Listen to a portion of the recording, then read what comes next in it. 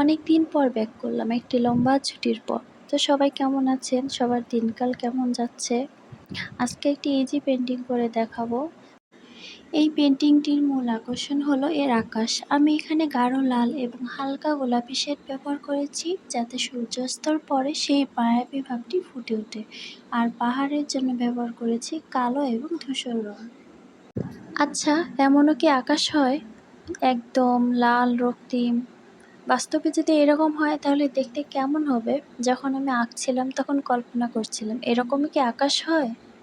আচ্ছা, যাই হোক, এখানে আমি একটি জিনিস দেখিয়ে দিলাম নতুনদের জন্যে।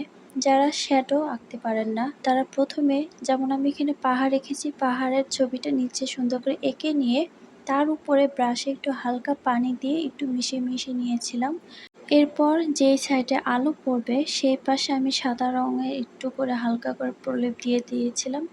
তারপর একটি চাঁদ দিয়ে দিব। এই চাঁদের সামান্য একটি ছোঁয়ায় পুরো দৃশ্যটিকে জীবন্ত করে তুলবে। আপনাদের এই আর্ট ওয়ার্কটি কেমন লাগলো অবশ্যই কমেন্টে জানাবেন। আজকের মতো এই পর্যন্ত। সবাই ভালো থাকবেন। আল্লাহ হাফেজ।